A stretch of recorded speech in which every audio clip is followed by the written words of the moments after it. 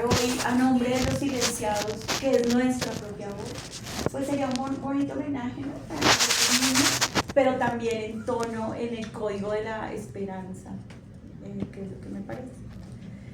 Cuando yo leí por primera vez la pedagogía de la esperanza, que es realmente una reedición de la pedagogía de los oprimidos, del oprimido de Paulo Freire, creo que leí una mala traducción y yo entendí, pero además eso me generó mucho ánimo, que lo que había que educar no era en la esperanza, sino lo que había que educar era sobre cómo vemos la esperanza. Teníamos que reeducarnos en el concepto de esperanza, que además es otro de los muchos conceptos que se ha robado la iglesia, ¿no?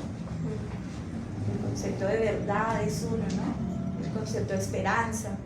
Entonces esta visión de la esperanza como una suerte de conformismo social, como una suerte de optimismo despojado de una acción política, pues a mí no me resonaba y no quería creer que Paulo Freire estuviera hablando de la esperanza desde ahí. Esto es solo anecdótico, es para decirles que es por el camino en el que entré, tal vez en un deseo o en la suerte de una mala traducción. Entonces por eso me gustaría empezar por decir que no es la esperanza de la que habla Freire, ¿sí? Que es como desde allí, y lo que voy a hacer todo el tiempo es una provocación a que todos conversemos sobre eso. Entonces lo primero es que la esperanza no es optimismo, no está despojado de un componente político, no es el convencimiento de que algo saldrá bien, que es muy a la usanza del día, ¿no? Esta cosa de levántate y agradece al universo y todo te va a salir bien, y la ley de la atracción, y esta cosa muy coach. Lo digo amorosamente, porque creo que hay personas a las que les funciona, pero no es eso, no es eso. Es otro tipo de certeza que es muy bella, porque es un poco la utopía, es muy bella para mí, ¿sí? Es la certeza de que algo tiene sentido. Y es la certeza de que algo tiene sentido y no sabemos el resultado, y aún así hay que apostarle. Es la certeza de la no certeza. Para mí es la vida misma. Y entonces esto me genera una emoción enorme cuando encuentro que Freire sí está hablando de esperanza, pero de esta. Es una acción política, con propósitos a los que no estamos acostumbrados, propósitos post-mortem, en los que no está ese reto de ganarse premios, o ganarse premios ahora es fácil, ¿no? Uno hace un Guinness Records y ya, no sé, digamos esperanza 50 millones de veces y ya, es como cualquier cosa. Entonces, lo primero es decir eso, que es la certeza de la no certeza, que está cargado de un sentido político, muy político, y está combatiendo algo muy frecuente, que es el conformismo social. Y el conformismo social también es el silencio cómplice de los que hemos sido silenciados. Entonces quiero hacer el homenaje ahí. Quiero también hacer una referencia, y es que haciendo esta búsqueda y leyendo me encontré con un amigo y me dijo: pero tú no conoces al papá de la esperanza. Y yo dije: oh, por Dios, pero ¿cómo así la pedagogía de la esperanza? Dice: no, es que hay uno antes de la pedagogía de la esperanza que se llama El principio de la esperanza, y es un autor que, claro, yo conocía, pero no desde el principio de la esperanza, que es un alemán que les recomiendo, que se llama Ernest Bloch. Ernest Bloch es anterior a Paulo Freire, por supuesto anterior a Byung-Chul Han, y entre 1938 y 1947 en Alemania, lo cual no son referentes niños, pues escribe El principio de la esperanza, y lo trabaja de la misma manera que lo están trabajando Byung-Chul Han y que lo trabaja Freire, y es como un principio ontológico.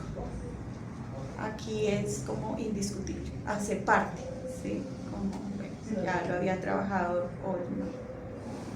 Y entonces aparece la esperanza también, él también aparece para decir que no es.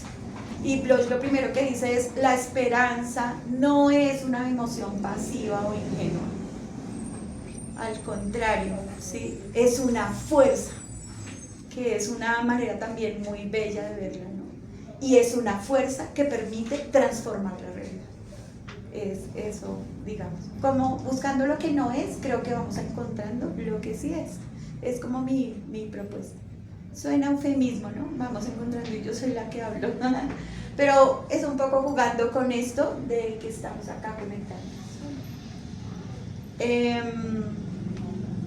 Y lo otro es que, pues claro, Ernest Bloch lo que hace es proponer la esperanza como una posibilidad de la utopía, y la utopía como un proyecto colectivo que no está hecho, pero que nos permite imaginar juntos. Es un ejercicio de la imaginación.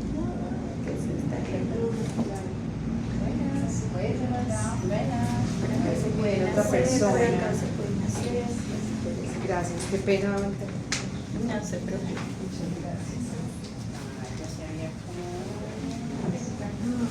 Entonces, la esperanza, acabamos de empezar, estamos diciendo que no es la esperanza.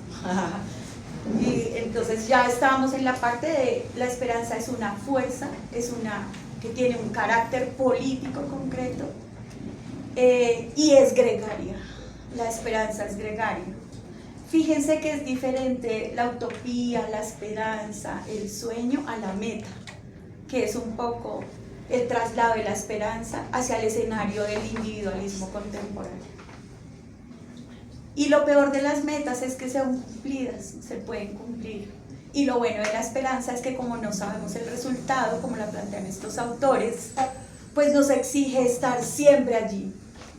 Yo hago una metáfora y es un poco cada uno de nosotros siendo Cherezada y teniendo el sultán que amenaza con acabar nuestra vida. Y la esperanza es la historia inconclusa que vamos dejando. Es una historia inconclusa y en nuestra vida pues son todos los personajes, y seguramente si quisiéramos explorar nuestras historias inconclusas, todos tenemos una. Yo estoy en la de adelgazar, en la de aprender inglés, en la de saber guitarra, en la de...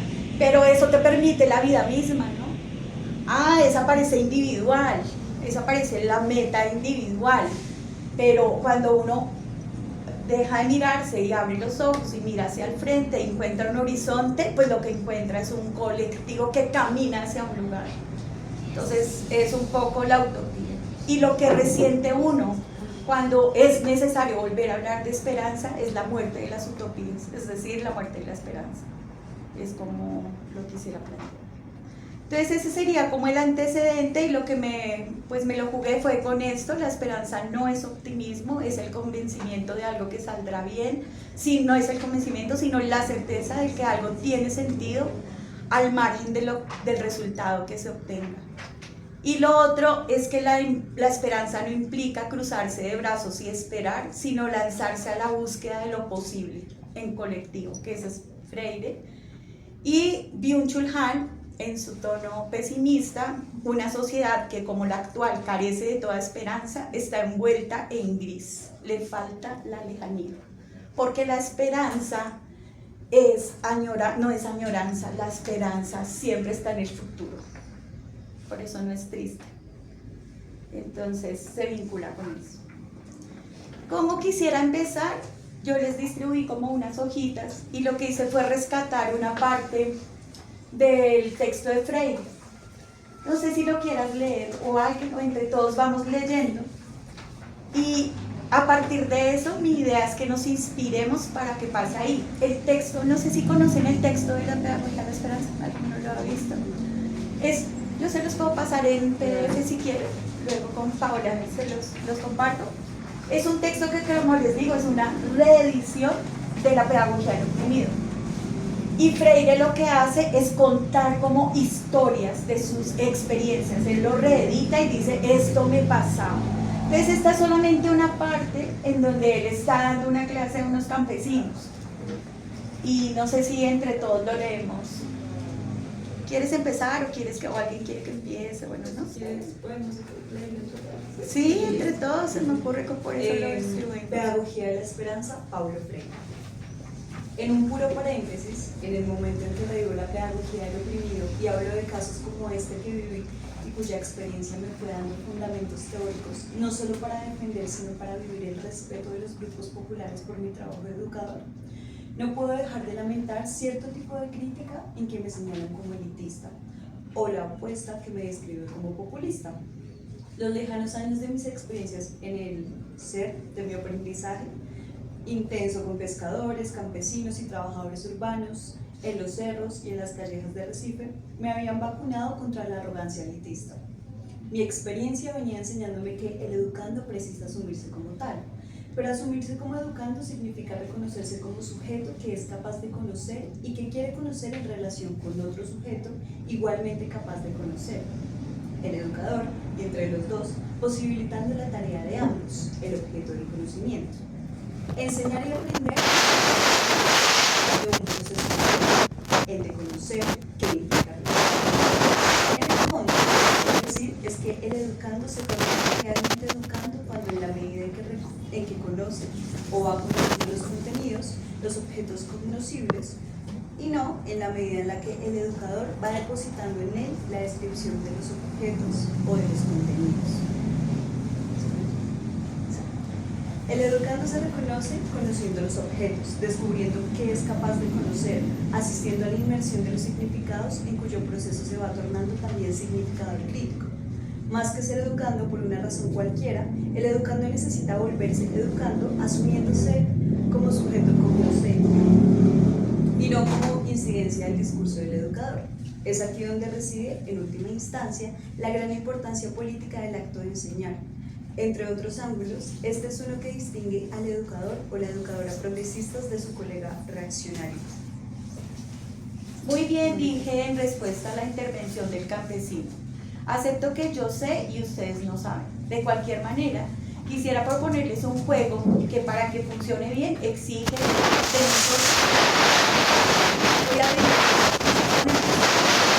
en ellas y de mi lado y del lado de ustedes los goles que metamos. Yo contra ustedes y ustedes contra mí. El juego consiste en que cada uno le pregunte al otro. Si el interrogado no sabe responder, es gol del que preguntó. Voy a empezar por hacer una pregunta. En este punto, precisamente porque había asumido el momento del grupo, el clima era más vivo que al empezar, antes del silencio. Mi primera pregunta: ¿qué significa la mayéutica socrática? Carcajada general. Y yo registré mi primer gol. ¿Alguien que quiera hacer? Ahora les toca a ustedes hacerme una pregunta a mí. Hubo unos murmullos y uno de ellos lanzó. No supe responder y registré 1-1. ¿Cuál es la importancia de Hegel en el pensamiento de Marx? 2-1. ¿Para qué sirve el calado del suelo?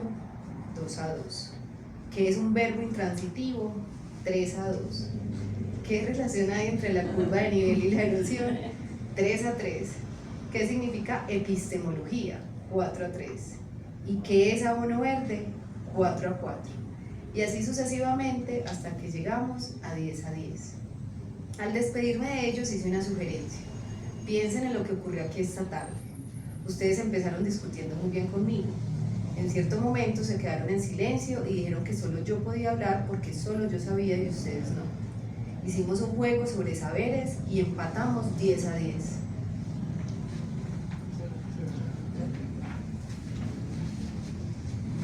Yo sabía 10 cosas que ustedes no sabían y ustedes sabían 10 cosas que yo no sabía. Piensen en eso. De regreso a casa recordaba la primera experiencia que había tenido mucho tiempo antes en la zona de selva de Pernambuco, igual a la que ahora acababa de vivir. Después de algunos momentos de buen debate con un grupo de campesinos, el silencio cayó sobre nosotros y nos envolvió a todos. El discurso de uno de ellos fue el mismo, la traducción exacta del discurso del campesino chileno que había oído en aquel atardecer. Muy bien, les dije, yo sé, ustedes no saben, pero ¿por qué yo sé y ustedes no saben? Aceptando su discurso, preparé el terreno para mi intervención. La vivacidad brillaba en todos. De repente, la curiosidad se encendió. La respuesta no se hizo esperar. Usted sabe por qué es doctor, nosotros no. Exacto, yo soy doctor, ustedes no. pero ¿por qué profesor y ustedes no? He venido, he estudiado y nosotros no. ¿Y por qué fui a la escuela? Pues porque su padre lo mandó a la escuela y el nuestro no. ¿Y por qué los padres de ustedes no pudieron mandarlos a la escuela? Pues porque eran campesinos como nosotros. ¿Y qué es ser campesino? Es no tener educación ni propiedades, trabajar de sol a sol, sin tener derecho ni esperanza de un día mejor. ¿Y por qué al campesino le falta todo eso? Porque así Dios lo quiere. ¿Y quién es Dios? Es el Padre de todos nosotros. ¿Y quién es Padre aquí en esta reunión? Casi todos levantaron la mano, dijeron que lo eran, mirando a todo el grupo en silencio. Me fijé en uno de ellos y le pregunté: ¿Cuántos hijos tienes? 3. ¿Serías capaz de sacrificar a 2 de ellos para que el tercero estudiara y se diera buena vida en Recife? ¿Serías capaz de amar así? No. Y si tú, hombre de carne y hueso, no eres capaz de cometer tamaña injusticia, ¿cómo es posible entender que la haga Dios? ¿Será de veras Dios quien hace esas cosas? Un silencio diferente, completamente diferente del anterior, un silencio en que empezaba a compartirse algo, y a continuación: no es Dios quien hace todo eso, es el patrón. Posiblemente aquellos campesinos estaban por primera vez intentando el esfuerzo de superar la relación que en la pedagogía del oprimido llamé de adherencia, del oprimido al opresor, para, tomando distancia de él, ubicarlo fuera de sí, como diría Fanny. A partir de ahí, habría sido posible también ir comprendiendo el papel del patrón, inserto en determinados sistemas socioeconómico y sociales de producción, los intereses de clase, etc. La falta total de sentido sería que después del silencio que interrumpió bruscamente nuestro diálogo, yo hubiera pronunciado un discurso tradicional con frases hechas, vacío, intolerante. Y uno pensaría como que tiene que ver esto con la esperanza, ¿cierto? No sé, como que cuando uno lee la pedagogía de la esperanza, en términos de como de lo que estamos acostumbrados a leer cuando estamos interesados en la pedagogía, pareciera como, pues como que la expectativa, por lo menos que yo he explorado con personas que estudian pedagogía, es que vamos a encontrar un manual que me va a decir cómo enseñarle a otro, desde este lugar, ¿no? Desde este lugar que olvidamos. Y entonces uno dice, pues no sé, Freire, no sé a ustedes cómo les parece, pero Freire me hace pensar, es que en últimas se la ponen a uno fácil, ¿no? Cuando uno es profesor, ir a hablar de lo que a mí me gusta, además de lo que yo sé. Y me pagan, y es como, y no estoy haciendo un desprecio de lo que eso significa, sino cómo entablo una relación que sea justa, y la única posibilidad es encontrar un elemento común, y Freire pone de manifiesto que la esperanza puede ser el elemento común, ¿sí? Y que allí, incluso con todas las diferencias que podemos encontrar, pues si contactamos una esperanza colectiva, la certeza de que no hay certeza y que aun cuando no sepamos el resultado, la esperanza en últimas es un acto creativo, es lo que yo estoy, digamos, tratando de poner en escena. Es un acto creativo y es un acto creativo colectivo, ¿sí? Pensaba mucho en lo que dice la Comisión de la Verdad, ¿no? Cómo inventarnos nuevos castigos, ¿sí? Incluso cómo no llamar los castigos, pero todavía no sabemos cómo mencionarlos. Entonces, bueno, actos de reparación, o ¿sí? Cómo hacer para enfrentarnos a construir nuevas formas de nombrarnos.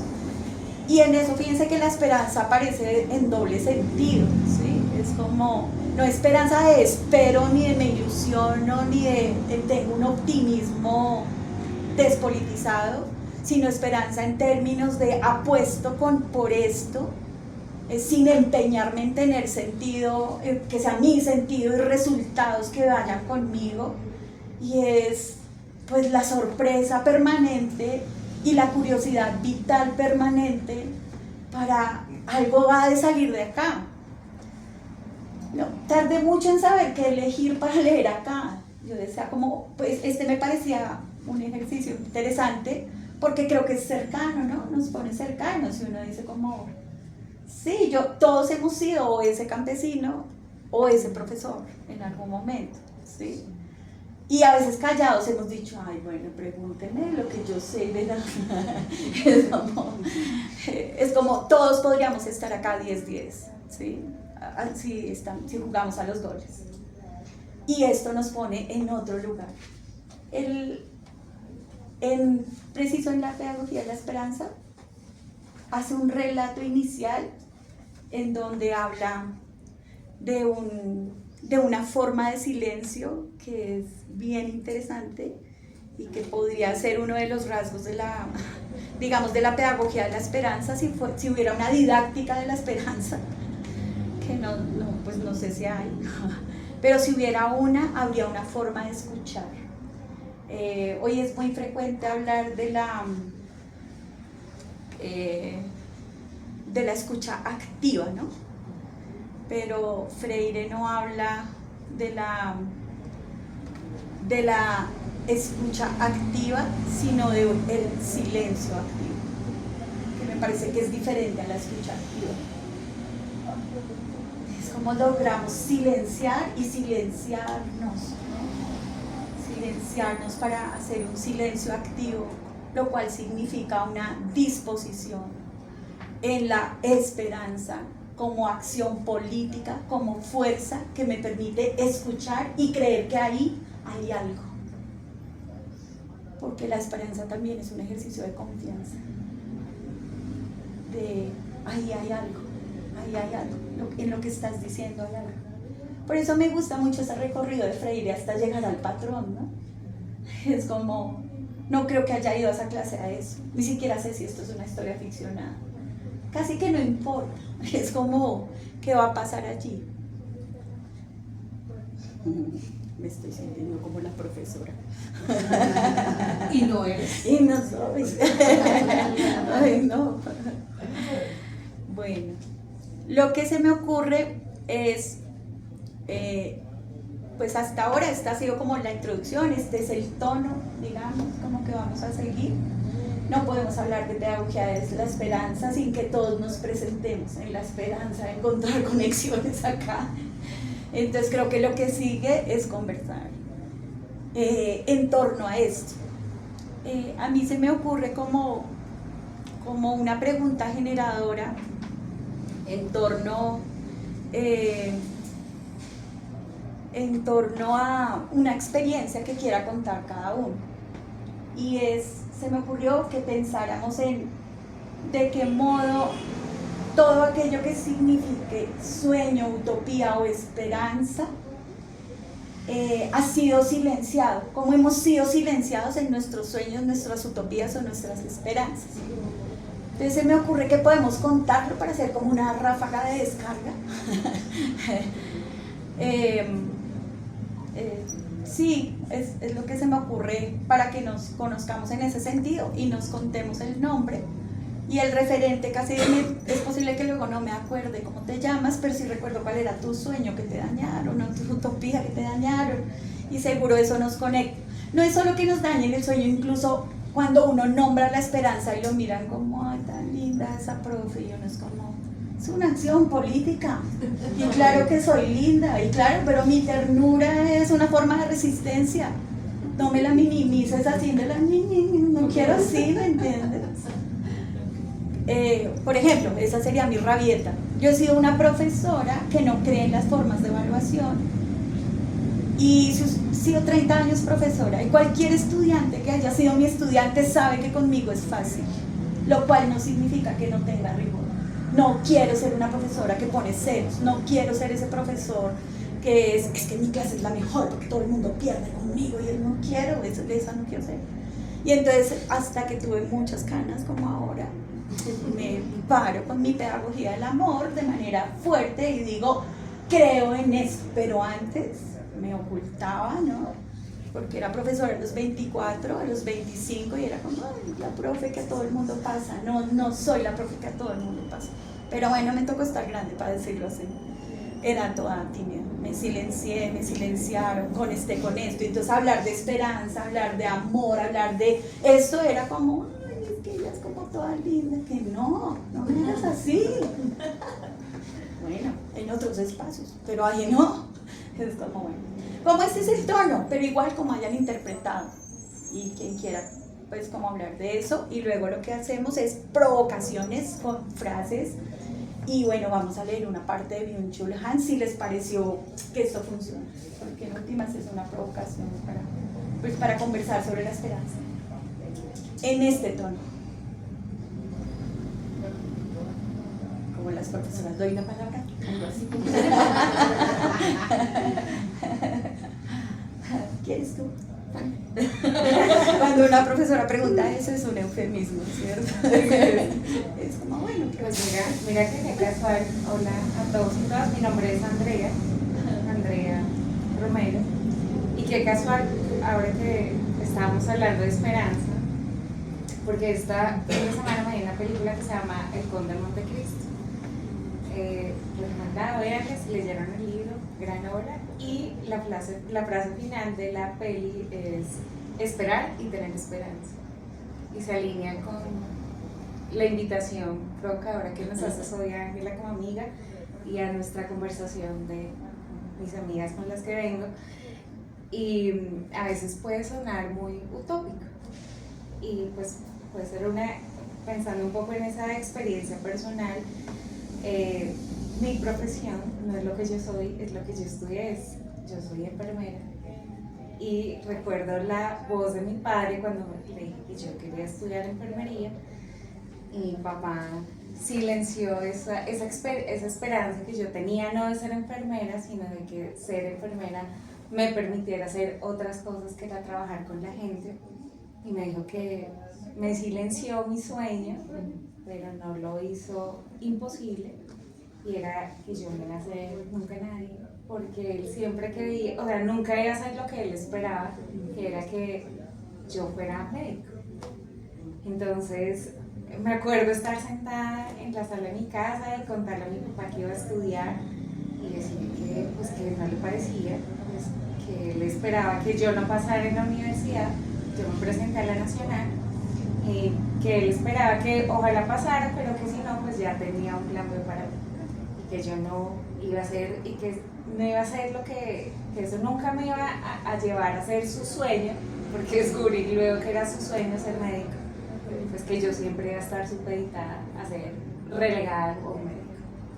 Y pues para desgracia suya y fortuna mía, pues creo que pasé en la universidad, estoy en la Nacional, y bueno, creo que mi sueño o ese propósito me ha llevado a ser feliz y a hacer lo que pues he querido hacer de mi vida.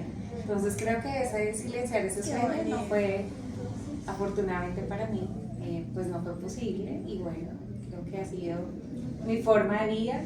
No me define, pero ha sido lo que he querido hacer de mi vida. Entonces, nada, quería contarles lo de la peli y pues... Y aquí hay otra noción, ¿no? Con lo que nos cuenta André, y es la idea de esperanza, como esperar, no solo quedarme sentado esperando, sino esperar del otro, que es expectativa. Y entonces, por eso me encanta haber leído una mala traducción de Freire, porque lo que digo es, nos toca redefinir la esperanza como nos la contaron, porque es otra cosa, pasa por otro lugar. Y qué bueno que tu papá haya roto las expectativas. Sí, pero otra vez en homenaje a los silenciados, porque aquí André tiene doble condición, ¿no? Es mujer.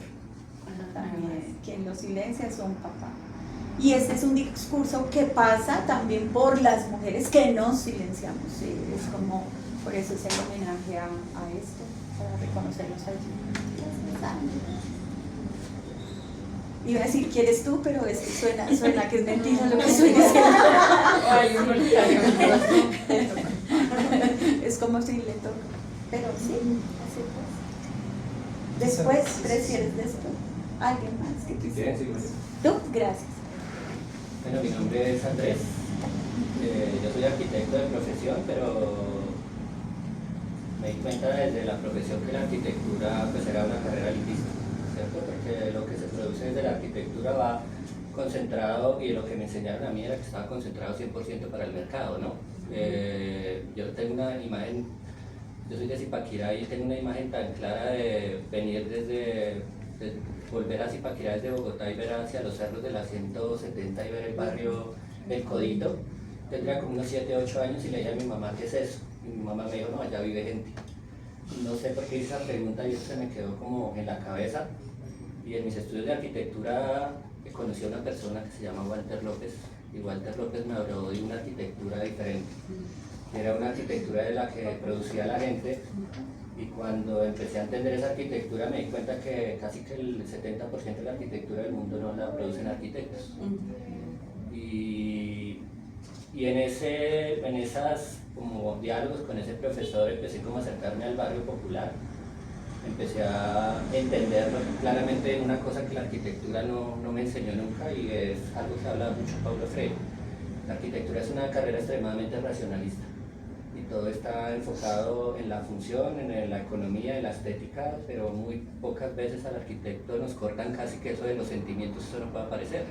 Claro. ¿Cierto? Cuando yo estudié los barrios populares me di cuenta de por qué la gente sí conecta con sus casas y por qué lo que hace el arquitecto no, ¿cierto? Eso me marcó profundamente al punto de que profesionalmente trabajé como arquitecto en una constructora con unos sistemas de jerarquía y explotación importantísimos, lo que me llevó a decidir esto yo no quiero el resto de mi vida, y eso me llevó pues a cambiar como mi perfil profesional. Y digamos que mi tesis las enfoqué en una cosa muy básica que aprendí de Walter, y fue que si uno no vive en los sitios no va a lograr entender qué pasa ahí, ¿cierto? Y es algo que dice Freire, como acercarse un poco a la realidad de la gente, claramente no con un respeto hacia eso. Y una de mis tesis la hice precisamente en India, en un barrio que se llama Arabi, y tuve una experiencia de 4 meses en ese barrio. Me adapté a condiciones de vida de la gente, me bañaba en la calle. Pero cuando terminé esa tesis sí siento que tuve como una revelación importante, en un punto muy importante ese barrio, y ahí como que decidí dedicarle el resto de mi vida a esto. O sea, como dije, fue una cosa, pues yo no soy como tan espiritual y nada, pero sí, a mí me gusta mucho una frase de Hemingway, que hay como 2 momentos importantes en la vida. El momento en el que uno nace y en el momento en que sabe por qué nació. Y en ese momento sí sentí como que a eso sí le quedé de manera como muy natural, como muy de interior, como que a eso le he dedicado el resto de mi vida.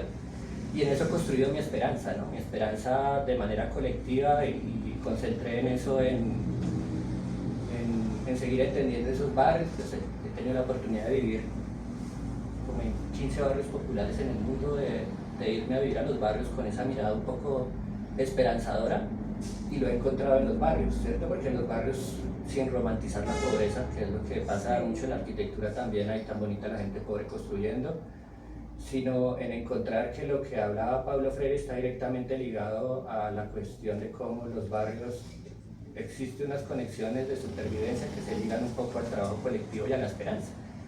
Que la esperanza de que no sabemos nunca cuándo va a llegar el Estado, la esperanza de nunca sabemos cuándo vamos a tener agua, ¿sí? Pero cuando miramos 50 años después, el barrio pues está consolidado con unas dinámicas que son completamente opuestas a un barrio de Chapinero Alto, completamente opuestas a un barrio concebido por un arquitecto. Entonces, en resumen, creo que la esperanza viene precisamente un poco de entender los barrios populares también, de decir que el modelo de arquitectura que se promueve ahorita claramente no es el más justo y no lo seguirá siendo. Y que, como te decía ahorita, sí creo que la función de construir esperanza colectiva es mostrar en las personas o en los jóvenes arquitectos que otros mundos son posibles.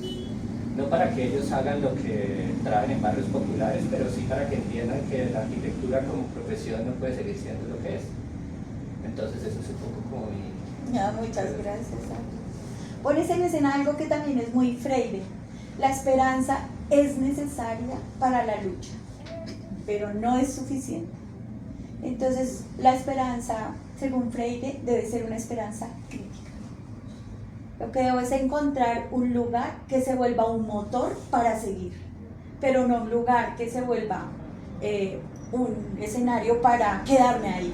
Otra vez sería conformismo social. Y la esperanza debe combatir la desesperanza, porque es un desistir, Fíjense que muchas personas encontraron posibilidades de la esperanza en, pues, como un proyecto colectivo primario que es la familia, ¿no? Y bueno, eso generó también otros líos, ¿no? Porque no tengo nada contra la familia, pero solo por darles el dato. Sí, lo que pasa es que si centras la esperanza en un proyecto tan cercano, sí, por eso no es que esté en desacuerdo con la familia, sino en que eso mitigó, digamos, puso un límite muy estrecho a la esperanza. A mí me gusta cuando yo, en el origen de la familia, la propiedad privada del Estado, que él dice que familia viene del latín famulus, que significa esclavo domesticado que se hereda. Y uno dice, bueno, ya tú si quieres tener tu familia. No, yo no tengo nada contra la familia, no. Me gusta mi familia, todo, sí, no es personal.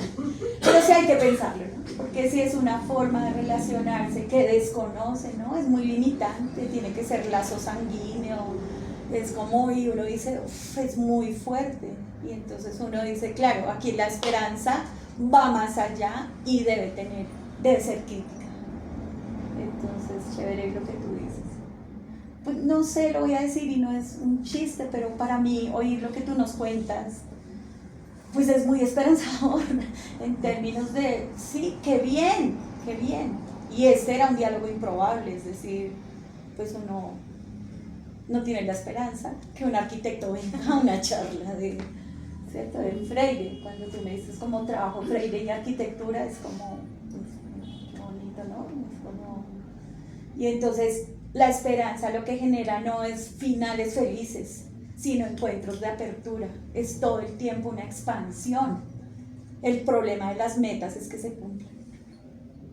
La esperanza es un motivo para estar vivo, es un eros que vence permanentemente la desesperanza, que es un tánatos, ¿no?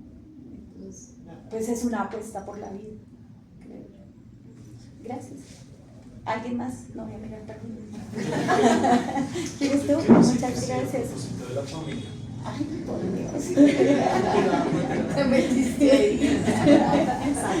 No, digamos, es como que yo estaba pensando como un hecho así como en donde me faltaron la esperanza o el sueño. Sí. Y pasa que como que yo desde chiquito siempre he sido alguien que habla y dice, o sea, como que dice algo que nadie se atreve a decir. Y en la familia esto es especialmente duro. Detonador. Sí, esto es como, uy, este man pues, nos está tocando como unas fibras que mejor no tocamos porque vienen de generaciones en las que esto no se habla, no se toca. Y pues al principio era algo muy sutil, Claro. pues como, porque yo no voy a poder decir esto si ustedes mismos lo hablan a escondidas. O, Sí, se sabe. sí, se sabe, sí. Sí. Y pues siento que ha sido como una lucha muy fuerte, siempre. Sí.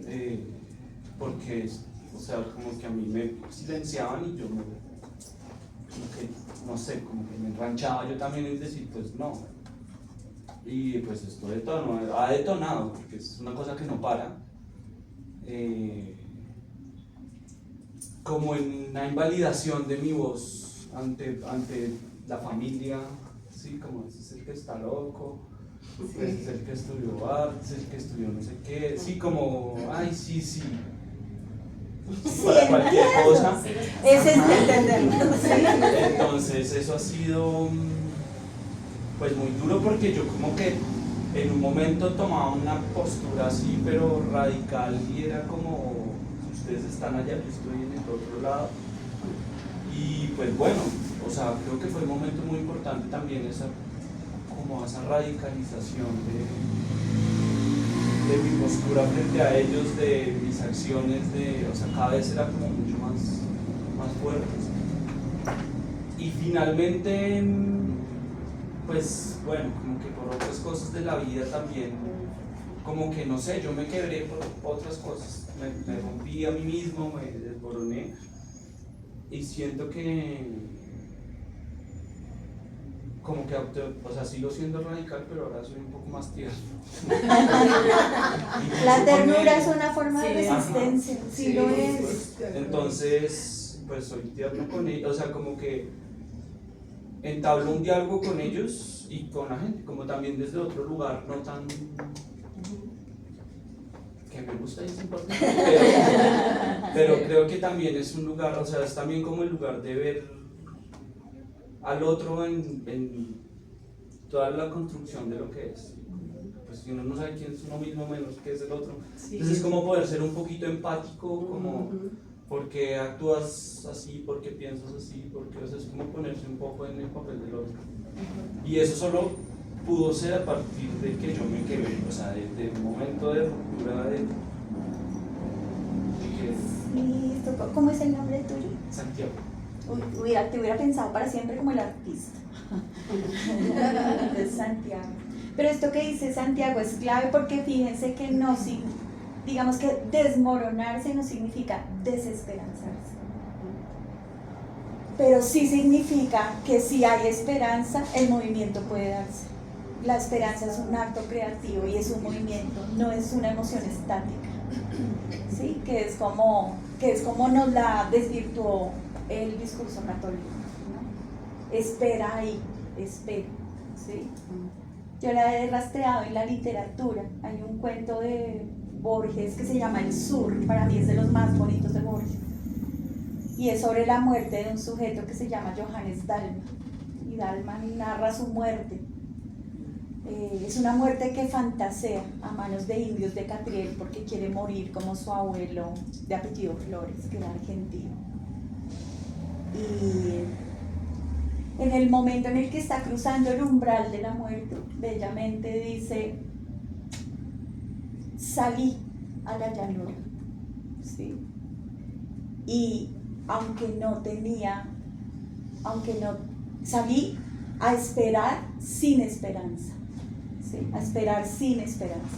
Él hace la división, pero lo que salió fue a morir en un acto valiente, ¿sí? A esperar, pero la esperanza estaba en otro lugar, él ya la había cumplido. Es un poco esto que estás diciendo, que es súper lindo, porque creo que nos conmueve y nos toca a todos. Pues acá estamos todos derrumbados, pero no desesperanzados. No estaríamos acá. Claro que sí. Y si no estuviéramos derrumbados, no podríamos hablar de esperanza de la manera como hablamos, ¿sí? Derrumbados desde cualquier lugar, desde cualquier intensidad, ¿sí? Desde lo que le pasó a Andre, o esto que te pasó a ti, o bueno, lo que nos ha pasado a todos, que lo que hicimos fue una apuesta por la vida, no por respirar, sino por vivir, por estar en ella, ¿sí? Que es como seguramente cada uno de acá, pues somos quienes le hemos apostado a la vida, y seguramente lo que podríamos encontrar es ese lugar al que, si aceptan la sugerencia, pues llamaremos la esperanza vital, no sé cómo más llamarla, que no es la esperanza de acá todo va a cambiar, o sea, el campesino diciendo somos así porque Dios lo quiso, ¿sí? Y entonces uno dice, bueno, no, lo que tengo es una fuerza vital y es compartida. Entonces está súper bien, muchas gracias. ¿Creen que siempre debo decir a alguien más? ¿Quieres tú? Gracias. Bueno, mi nombre es Estefanía Prieto, de profesión soy trabajadora social, y la experiencia que me silenció durante 7 años de mi adolescencia y mi juventud fue que a los 15 años, bueno, 14 y 15 años, empecé a cuestionarme preguntas existenciales propias de esa etapa de la vida. Y empecé a buscar otras formas de ser y estar, porque pues mi familia siempre fue católica, súper tradicional, conservadora, y claramente por querer como subvertir también ese discurso, encontré una alternativa que se mostraba como es una fachada, que fue los Hare Krishna. Y claramente venía como cuestionándome la explotación y la cosificación de los animales, la no violencia, sí, otro mundo posible. y ese mundo se mostraba como tal. Y claramente pues me sumergí profundamente en el mundo Hare Krishna y toda su pseudofilosofía. Y claramente pues el mundo que me pintaban como paz y amor, My Sweet Lord de George Sand, no era tan así. Fui normalizando muchas prácticas, entre ellas, pues por ejemplo, como en los templos explotaban a personas, ¿sí? Con solamente un discurso de que es voluntariado, cómo se ocultaban muchas relaciones de poder allí adentro, hasta que en el 2020 salen a la luz un montón de casos de abuso sexual por parte del gurú. Y wow, se empezó, me quitó la venda de los ojos y desde allí empecé a ver que todas las decisiones que durante esos 7 años había tomado realmente no fueron 100% mías y que perdí por completa autonomía estando allá adentro, porque pues había como una sensación de lo que el gurú quería, tú lo adoptabas, y como incluso tu forma estética también era lo que el gurú quería y vivías para complacer a tu gurú. Una perspectiva muy falocéntrica, patriarcal, en donde todas las mujeres nos sometíamos y también los hombres. Y desde hace 2 años vengo saliendo de todo ese dogma, todo lo que me impregnaron allí y descubriendo mi propia voz, que es lo más fuerte, porque todavía no sé cómo diferenciar si replico el discurso de ellos y cuál es el mío propio. Entonces, esa es mi experiencia. Es muy lindo porque lo que nos hablas es de una experiencia que contactó tu esperanza y creo que todos estamos buscando nuestra propia voz. Creo que todos, entonces muchas gracias por compartirlo. Me haces pensar en algo también, lo que estoy es rescatando para decirles que la pedagogía de la esperanza, pues ya quien tiene esperanza la tiene, y lo que estoy es mirando cómo vinculo sus experiencias con lo que dice Freire. Y tú me haces pensar en una de las apuestas que es de Freire, y es: la esperanza es un ejercicio de pensamiento, no de inteligencia, de pensamiento. No es algorítmico, es creativo.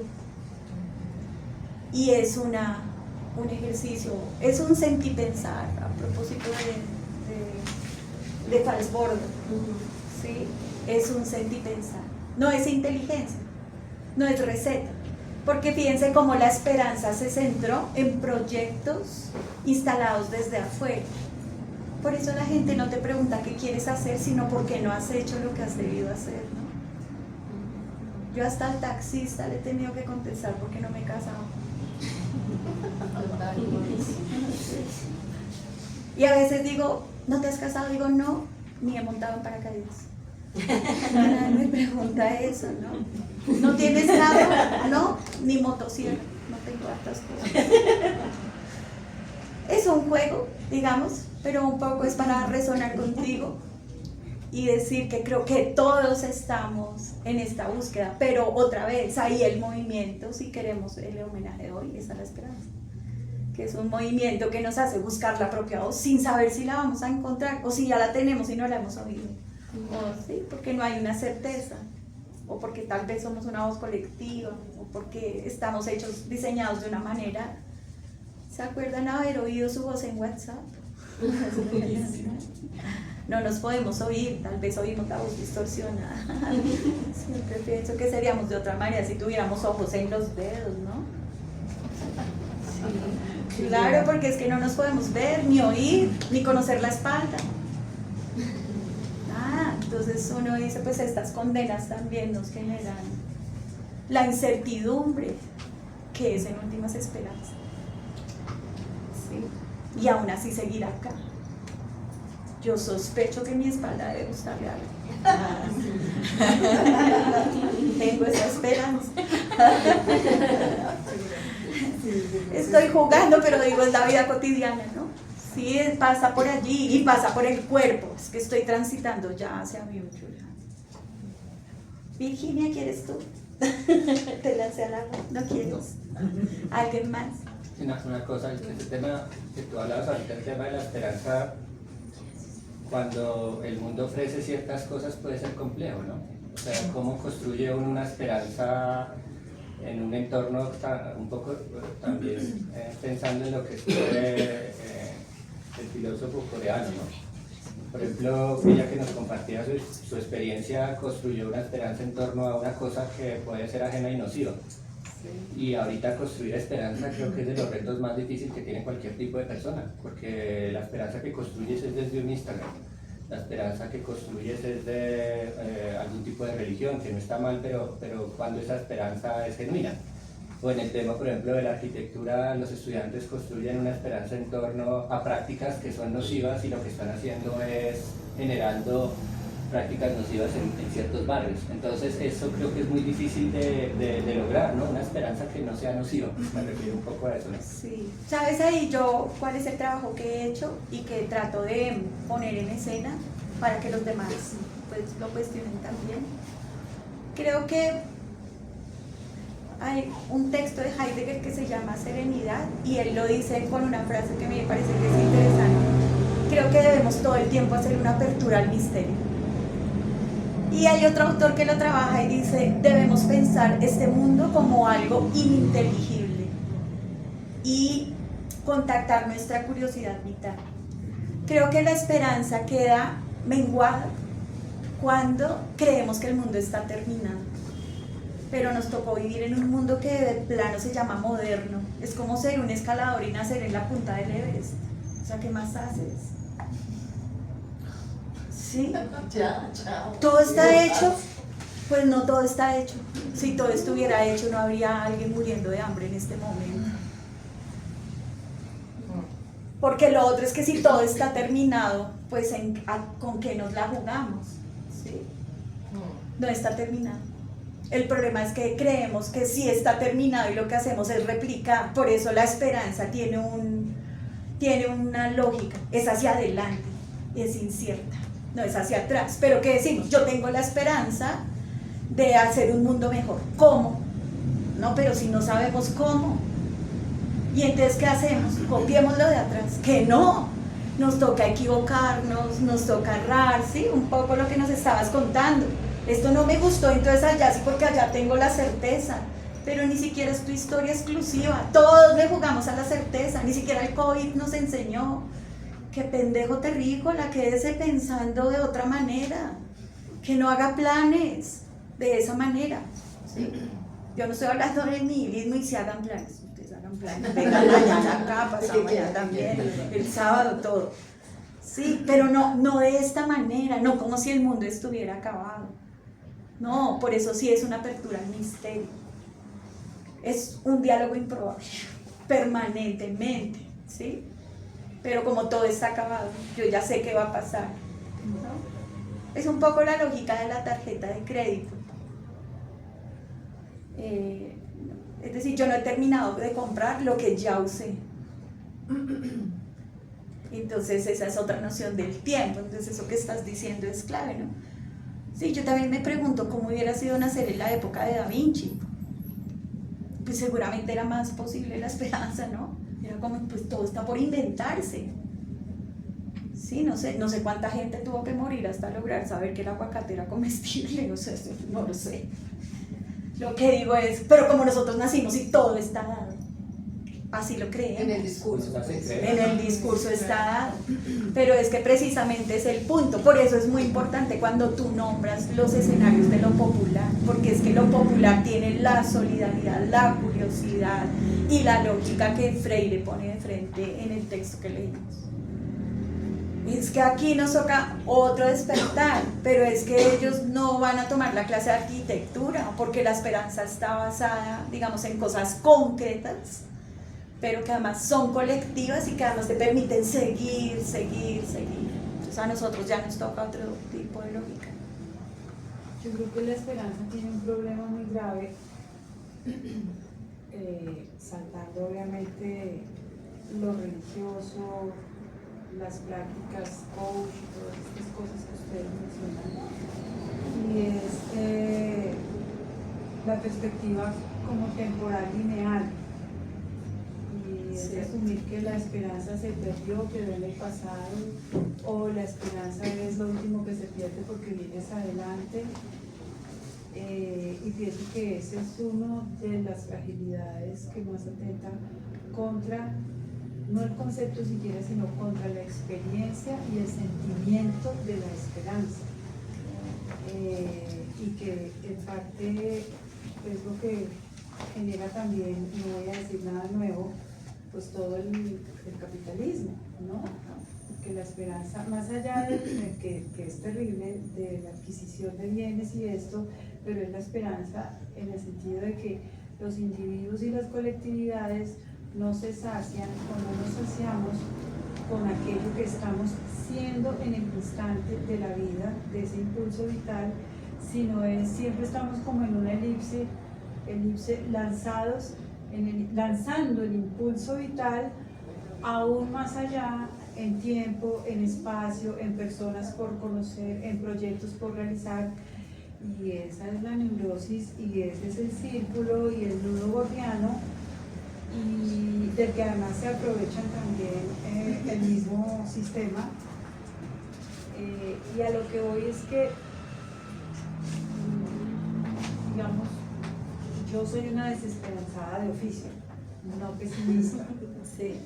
Y me parece más tranquilizador serlo, porque esa es la forma de asumir críticamente lo que pasa, pero al mismo tiempo es lo que a mí, y cuando yo era maestra de niños y de universidad y lo que sea, siempre pugnaba porque pensáramos, y lo sigo pensando, y es que es un asunto más bien de experiencia estética, ¿sí? Y no solo de los sentidos y los sentimientos, sino de vivir el instante de lo que estoy, en lo que estoy, como estoy, porque es en eso en lo que se va proyectando también el segmento siguiente de la vida.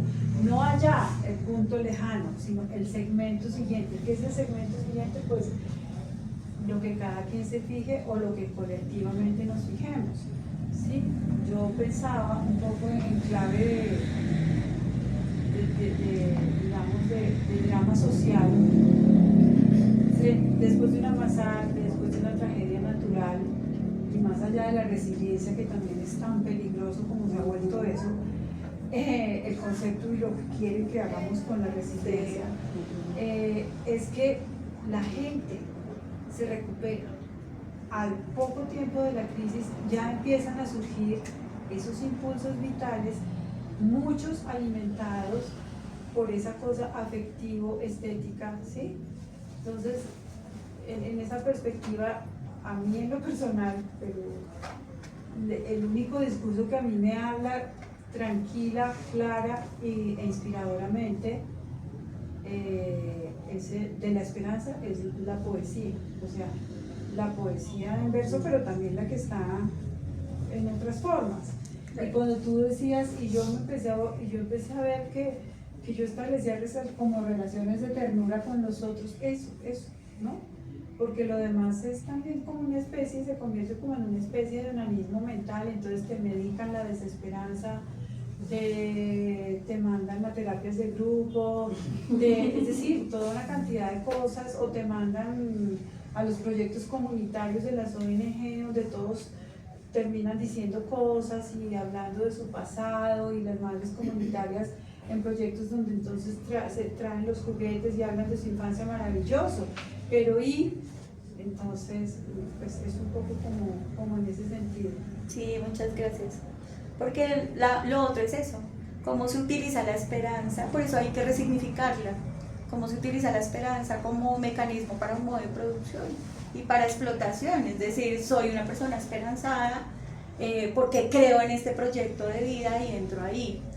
Y a mí me parece que es muy importante poner de manifiesto lo del tiempo, porque no es lineal, porque el tiempo del futuro, como nos lo han planteado lineal, pues es el tiempo del deseo, y el deseo es necesidad, y la necesidad pues es lo que no tengo todo el tiempo, ¿no? Y entonces ahí si se pone la esperanza, cuando se pone la esperanza en el tono del deseo, pues es la base de la sociedad del consumo. Y entonces de esa esperanza no, por eso sí hay que seguirla nombrando. Incluso a mí me cuesta nombrar la esperanza. ¿Sí? Confieso que me cuesta, pero digo, no, venga, vamos a retomar, porque es que Freire, como les decía, habla de la esperanza como una fuerza política para transformar. Y entonces uno dice, ahí pasa por otro lugar. Pero que sea política y que sea para transformar no nos distancia de ella en términos de que no pase por nuestro cuerpo. También es una experiencia corporal. También se podría hacer una cartografía corporal de la esperanza. ¿Sí?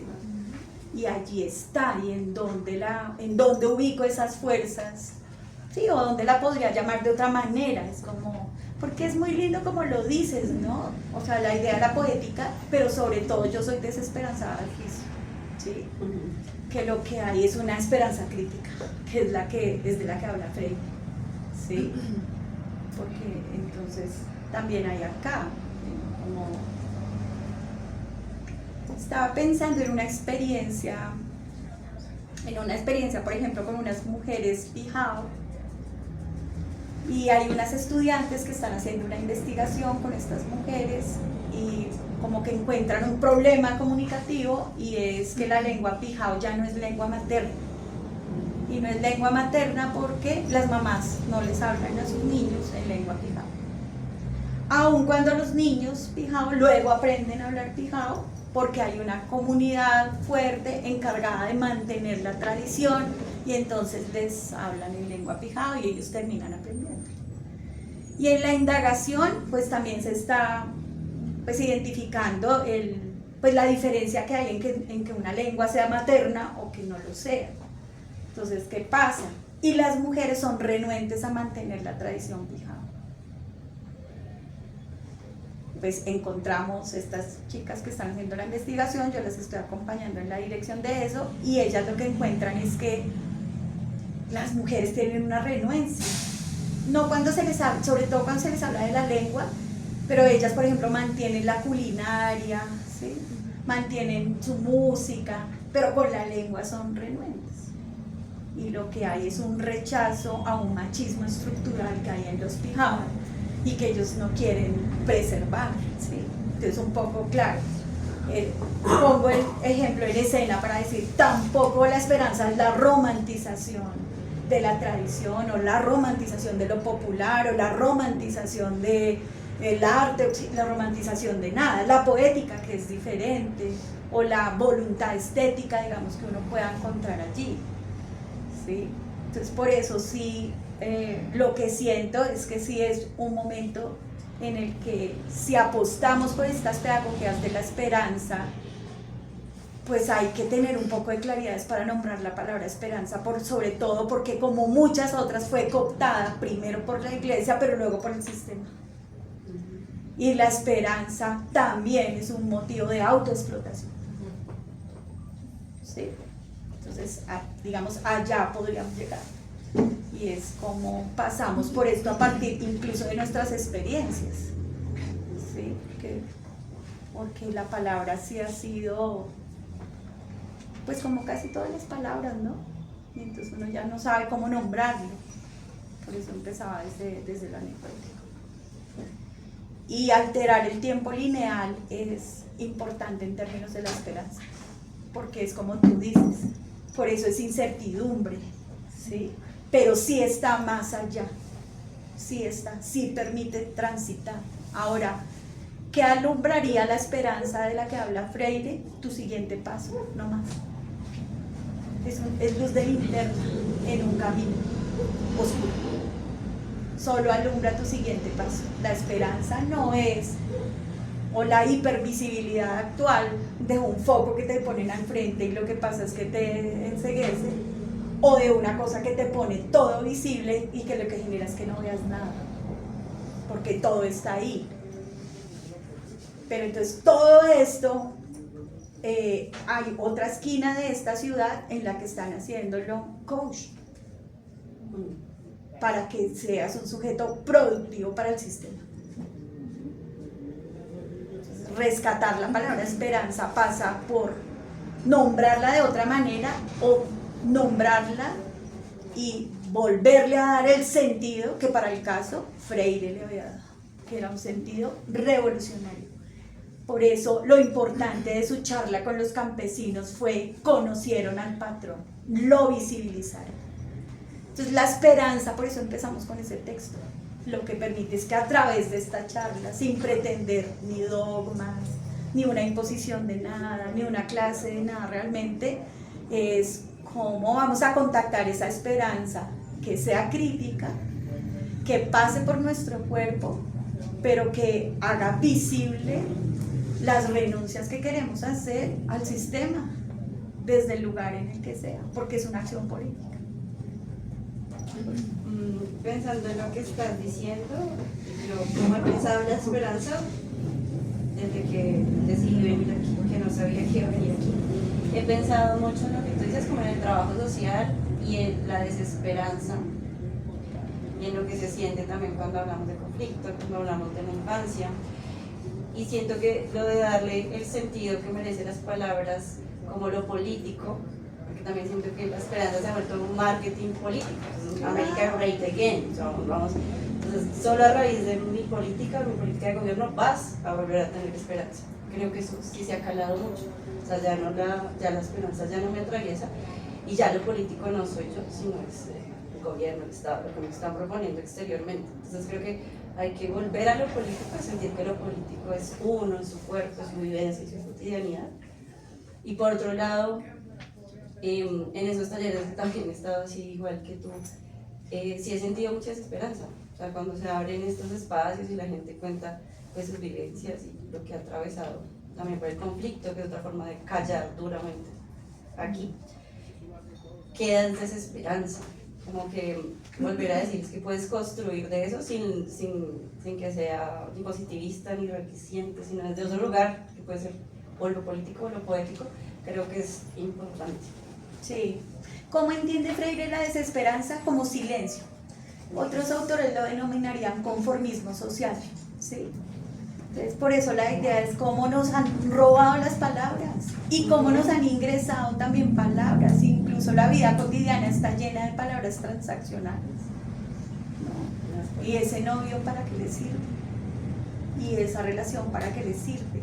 ¿Sí? Pero entonces nos despojan incluso de una palabra tan bella como esperanza y leemos a Freire no en código Freire, sino en otro código, ¿sí?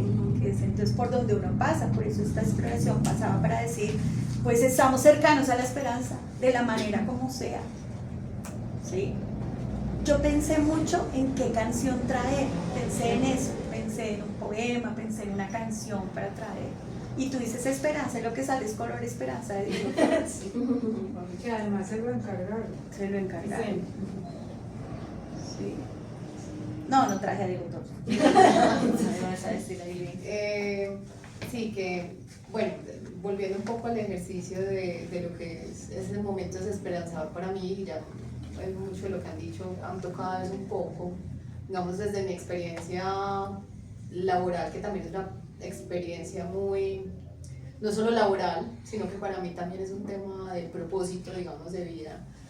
Yo he trabajado muchos años en lo público, porque digamos que encuentro sentido digamos, en el servicio o en el servir, ¿cierto? Digamos que en eso he encontrado como es parte del sentido de mi vida. Y digamos que lo que ha sido esperanza y desesperanza se enmarca mucho en esa palabra, en cuál es el sentido de las cosas, cuál es el sentido de lo que hago, cuál es el que ahorita también expresabas en un momento.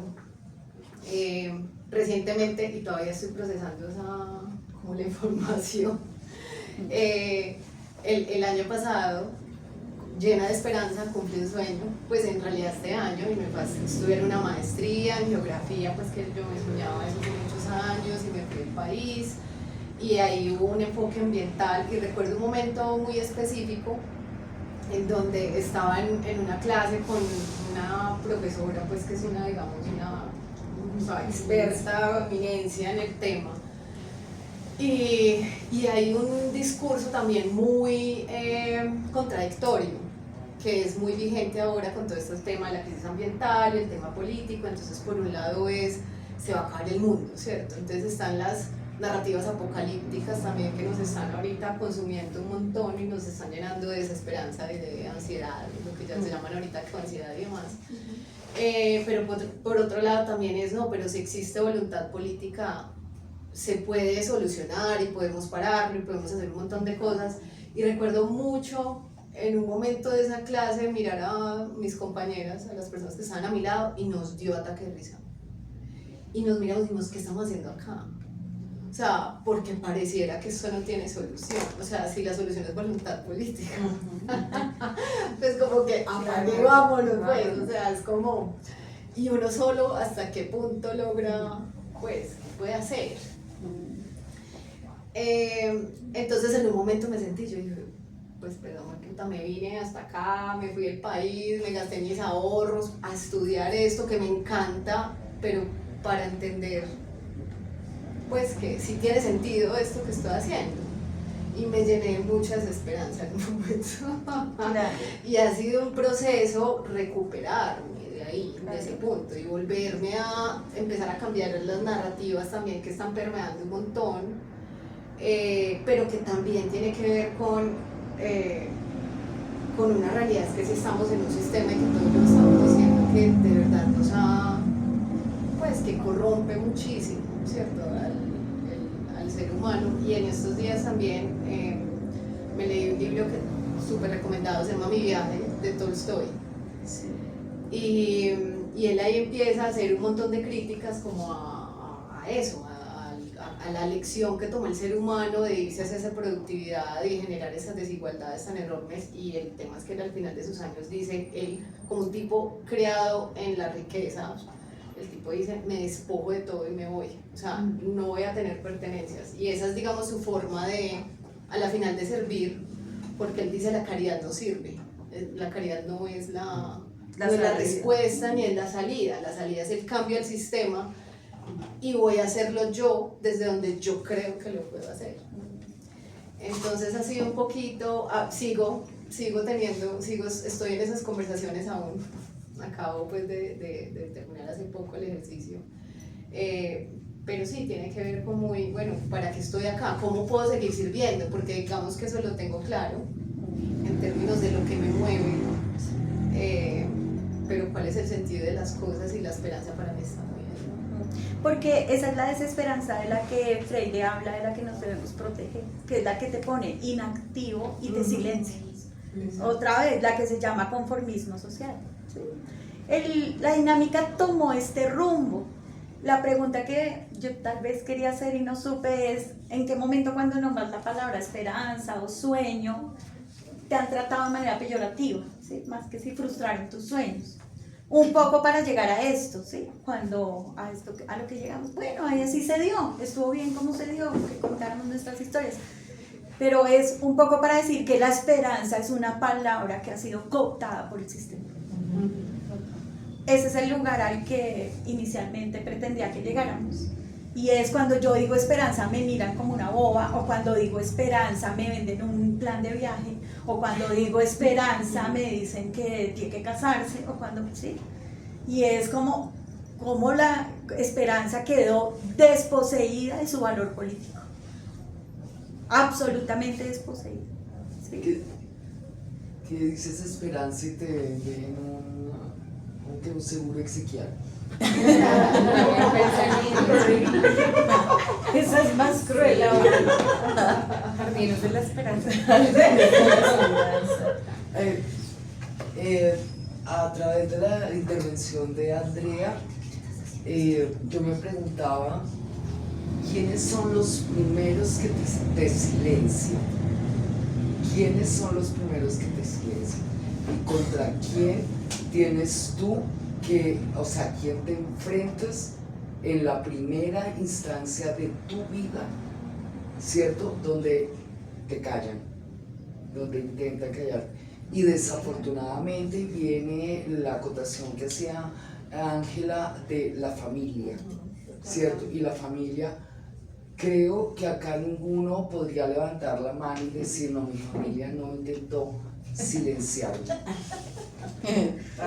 Mamá, papá, hermanos, o sea, el núcleo más pequeño, ¿no? El más cercano. Mamá, papá, hermanos. No, si extendemos más, entonces a tíos, primos, bueno, eso sería, o sea, interminable la lista. Pero sí creo que es la primera instancia que tú experimentas en el sentirte silenciado, y es el primer paso que das a decir, bueno, no lo permito, ¿cierto? En el día a día o en la esperanza que tengas, en el sueño que tengas, porque lo que silencia son los sueños. Y esa es, digamos, o sea, es ahí donde te tienes que parar y reconocerte tú, ¿cierto? Y ya. Eso me queda de la primera instancia del silencio, de quien te silencia. Y luego viene otra cantidad de gente que te va a silenciar e intentar silenciar desde el resto de tu vida. Ahora, combatir el silencio, si lo ponemos en términos de Freire, sería activar la esperanza, en términos de una activación política. Y Ernest Bloch, que les mencioné, lo había dicho antes, y él lo llama así, él habla de incluso tiene un nombre como él lo dice. Él dice, la esperanza es una utopía concreta, y habla de un lugar. Él dice que la esperanza se mantiene si uno está en el lugar de todavía no, ¿sí? De aún no ha sucedido, es decir, del mundo por descubrir permanentemente, ¿sí? Que implica movimiento, ¿sí? Acción. La esperanza es un motor de acción, y es todo lo que significa no silenciarse, ¿sí? Aunque tardes años, digamos, ¿sí? Ahora, si asumiéramos la pedagogía de la esperanza para hablar de Freire, lo que tendríamos que hacer ya no es reeditar la pedagogía de la esperanza, sino recuperar el sentido de la palabra esperanza, que ha sido cooptado, que perdió toda su capacidad política, perdió toda su fuerza. Por eso la pregunta que hacía era, cuando digo esperanza, es como si yo soy una niña débil. Tengo esperanza, es como, pedagogías de esperanza, qué lindo de lo que vas a hablar. Sí, eso no le quita lindura, pero no es ese tono.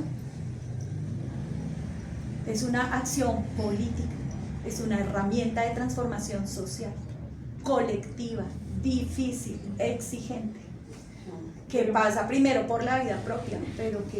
¿sí? Bueno, y de pronto, bueno, ahora me desvío un poco, pero de pronto es eso, el servir, por ejemplo, el ejercicio de trabajar en lo público, termina siendo un poco, pues muchas veces dicen, como, ay, usted quiere trabajar en lo público, y esa también es una forma de silenciar, porque para mí eso es una forma de esperanza también, por ejemplo, pero... Aquí te estoy esperando. Sí. Pues, espero sin esperanza. Pero en esa pedagogía de Freire también que está dispuesto a perder la gente. ¿Qué está dispuesto a qué? A perder la gente. Yo lo digo porque casi siempre lo que identifico en el barrio popular es que el 90% lo lidera la mujer, de la lucha por el barrio. Y en ese 90% en historias la mujer pierde su familia, pierde su esposo, no le puede dedicar tiempo a su vida, a su cuidado personal. Claro, cuando uno escucha la historia de una mujer que luchó por un barrio, pues se siente orgullosa y se siente identificada, pero en esa esperanza claramente de esa lucha social que se deja atrás. Y eso está dentro de una cosa que creo que es primordial, que muchas veces perdemos, y es el cuidado personal, ¿sí? Entonces, hacia esa, ¿qué implica ese riesgo de asumir una esperanza política? Porque no es la esperanza de voy a conseguir una finca, voy a luchar por esto, ¿sí? Voy a ser padre, sino es una lucha que política implica, y ya lo conocemos en este país, ¿no? En este país la esperanza por un cambio implica morir incluso. Sí. Entonces, ahí es cuando uno se pregunta, y creo que sí debe haber un momento en el quiebre de esas personas de decir hasta dónde voy a llegar por eso. Bueno, también se podría ver como la utopía, y es finalmente un motivo para morir, es un motivo para vivir, ¿no? Porque fíjate que, como se llama pedagogía de la esperanza, que es otra vez la pedagogía del oprimido, pues Freire parte de una cosa, y es primero yo no le enseño al otro, yo aprendo con el otro, y aprendo, y en ese aprender con el otro, el punto de contacto es la esperanza como motivo, como movimiento. ¿Por qué vale la pena dictar clase o recibir clase o aprender con el otro? Porque creemos que esto puede cambiar. Ese es el punto de la esperanza. Y creer que esto puede cambiar es el motivo que tengo para vivir, es decir, el motivo que tengo para morir. ¿Sí? Fíjate que ahí pasa por ahí, claro. Lo otro es esta lucha concreta, sí, porque si no entraríamos en lo de Aileen, entonces lo que tenemos que tener es una esperanza con voluntad política, ¿sí? Es como, no, digamos aquí, la conversación pasa por poner en escena, en términos políticos, que nos han robado la esperanza, en términos del significado. Y la pregunta luego es, ese desafío, ¿qué significa? ¿Qué vamos a hacer? ¿Qué vamos a hacer? Y el que vamos a hacer pasa por un asunto individual. No sé para ustedes, pero pues lo que Aileen está tratando de recuperar para poder volver a trabajar en lo público es un asomo de algo que le diga, hay algo para hacer aquí, porque lo otro es que te vuelvas una inteligencia artificial y trabajes algorítmicamente, como muchos empleados públicos. ¿Sí? Da lo mismo ser celador de banco que ser celador de colegio, ¿sí? Yo lo que hago es una cosa mecánica y entonces ahí lo que hay es el despojo del sentido. Todo esto para empezar a leer Byung-Chul Han. ¿Yo puedo decir algo antes? Sí, claro que sí, por favor. Estaba pensando, yo quiero también hablar de la experiencia personal, porque yo creo que lo mío ha sido como lo inverso. Yo vengo de un territorio campesino y creo que desde muy niña tengo muy arraigada la colectividad. Entonces ha sido como algo para mí, una filosofía de vida muy metida. Y con toda esta noción del desplazamiento a la ciudad y demás, creo que para mí más bien ha sido muy abrupto el individualismo. ¿Sí? Claro. Entonces yo siento que fui una niña que fui criada en un ambiente de mucha esperanza, ¿no? Como mucha escucha, mucho estar, mucha abundancia, mucho alimento, mucho acto de reparación. Entonces llegar a la ciudad para mí fue todo lo opuesto.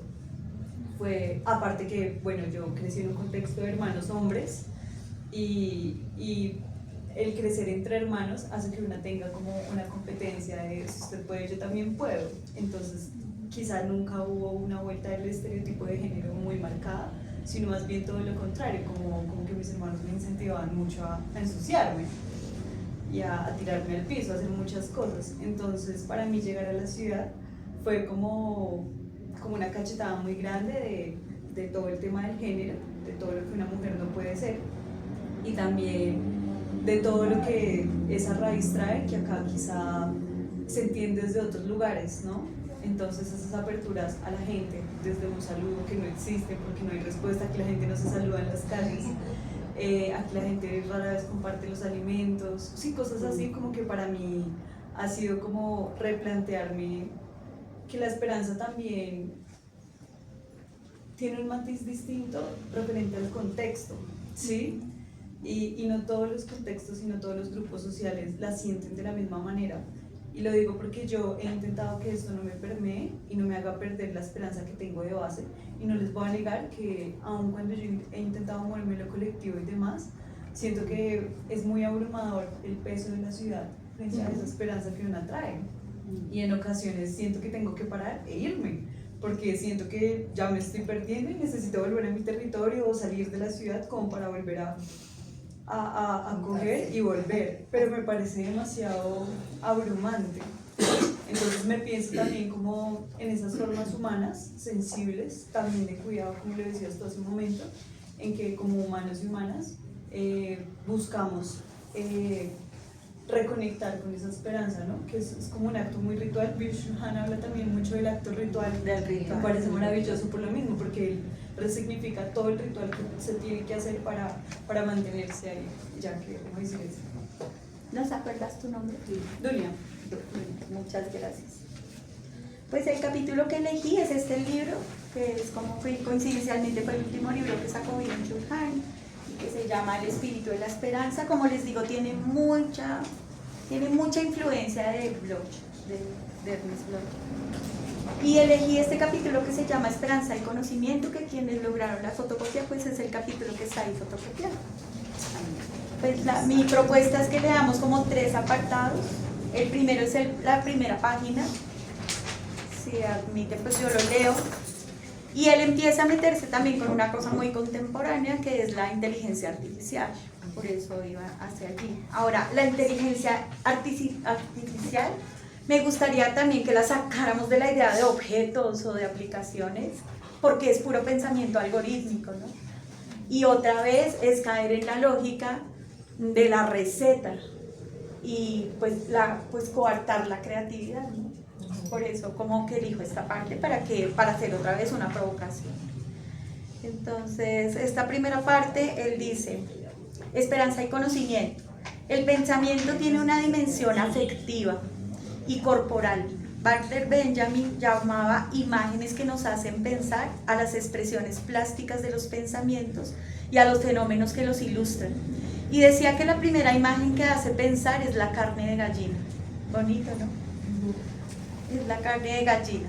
Cuando una imagen nos hace pensar es porque tiene un fuerte arraigo corporal, sin afectos, emociones, ni pasiones, y en general sin sentimientos no hay conocimiento.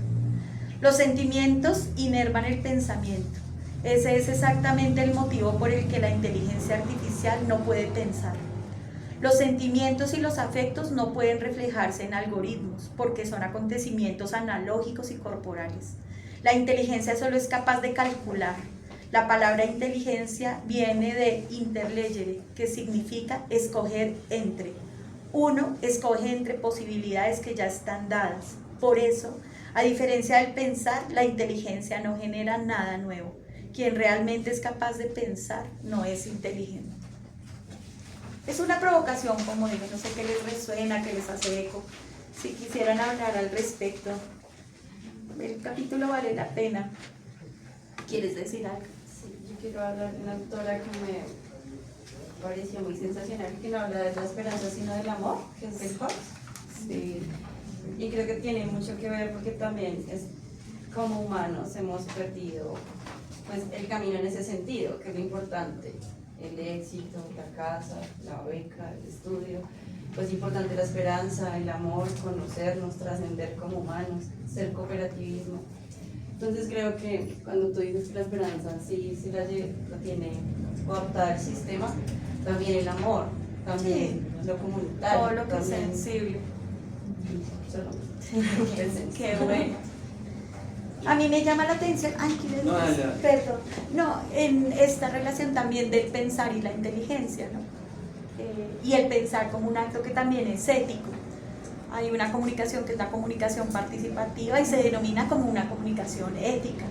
Y es ética porque lo que exige es el pensamiento, ¿sí? Con el otro, desde el otro, en imaginar con el otro. Y para citar al autor, en un texto que tiene que se llama La sociedad del cansancio, él habla del aburrimiento. Y es muy bello cuando dice que es necesario aburrirse, que es muy lindo. Y él dice, tal vez una persona que caminaba, se aburrió de caminar, y en un acto inteligente corrió, que no es un acto de imaginación, dice él, porque correr es caminar más rápido. Pero cuando imaginó, el aburrimiento le permitió inventar la danza, que es el acto creativo por excelencia. Entonces, esto también, digamos, es decir, recuperar la experiencia en código Freire, no para ser seguidores de Freire, no para eso, sino para poder leerlo en código actual, hay que derribar todo lo que ha rodeado la noción de esperanza, que no nos permite hablar de esperanza, porque nos hace sensibleros, tontos, o nos pone a hablar como un coach. Claro, es que yo a veces me siento como un coach. Sí. Y digo, pero en serio que ese no es mi tono, juro que es una acción política. Porque entonces hay que hablar duro, hay que gritar, porque sí, otra vez, por estas cosas. Yo estoy aquí haciendo mi catarsis, puede que no sea verdad para todo el mundo. Es porque he tenido que padecerlo. Entonces, bueno, ¿ibas a decir, perdón?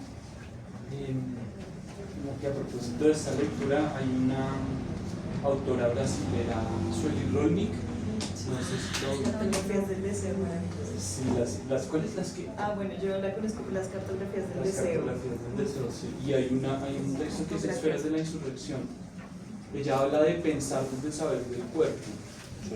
Y pues como lo que hace es como todo un diagnóstico pues, acerca del mundo actual.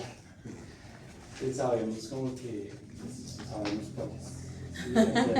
Permeado por ese pesimismo, sí, este mundo como que no como que hay una reproducción de unas formas, siempre ella siempre habla como de las fuerzas y las formas.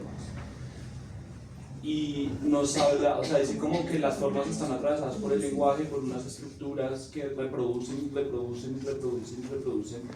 algo que al final solo le beneficia a un modelo económico, pues, ¿sabes cuál? Entonces, lo que ella propone es como dejarse atravesar por unas fuerzas que habitan en el mundo, que están en el mundo, que se escapan al lenguaje, que se escapan a esta forma de razonar, y que el cuerpo las conoce porque es un saber de lo vivo, ¿sí? Es un saber del afecto, de dejarse afectar,